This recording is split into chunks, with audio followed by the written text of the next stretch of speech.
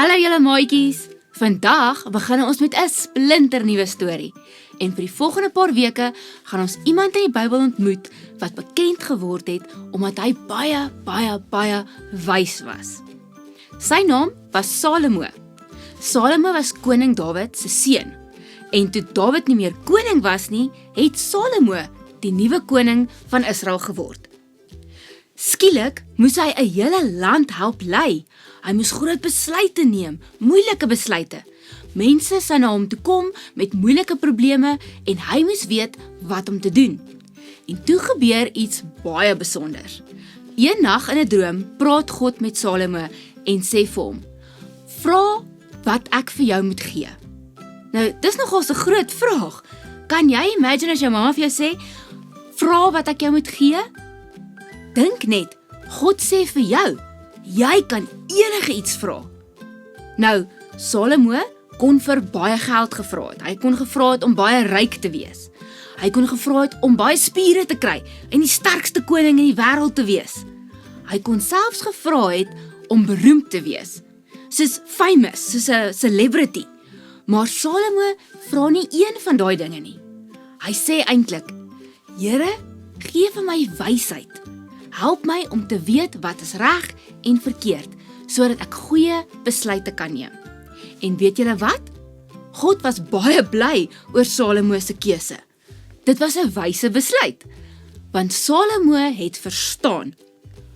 Om wys te wees is belangriker as om net baie goed te hê, om baie geld te hê, of om sterk te wees, of om baie mooi te wees. Maar wat beteken dit om wys te wees? Wysheid beteken nie net dat jy baie slim is, of dat jy altyd al die antwoorde ken nie. Wysheid is wanneer jy leer om te weet wat is reg, en dan dit kies om die regte ding te doen. En dit is wat ons die volgende paar weke saam gaan ontdek. Salomo het later baie wyse woorde neergeskryf, en ons skryf vandag daardie in 'n boek van die Bybel wat ons Spreuke noem. Nou, dit is in die Ou Testament. Dit is in die Ou Testament, dan kry jy Spreuke. Daar gaan ons leer hoe God se wysheid ons kan help om met ons vriende te werk, ons woorde reg te gebruik en ons keuses en sommer ons hele lewe reg in te rig. Maar alles begin hier. Here, help my om wys te wees. Kom ons kyk wat gebeur het in hierdie video toe God vir Salomo gevra het wat hy vir hom kan gee. Stories of the Bible. Solomon asks for wisdom. This is Solomon. Hey there! Solomon was the king of Israel after his father David. Solomon loved God, and God was with Solomon and made him very powerful. Oh, yeah! One night, God appeared to Solomon in a dream. Whoa! God said, "What do you want? Ask and I will give it to you." Solomon said, "You showed great and faithful love to David, my father, and now you have made me king in his place."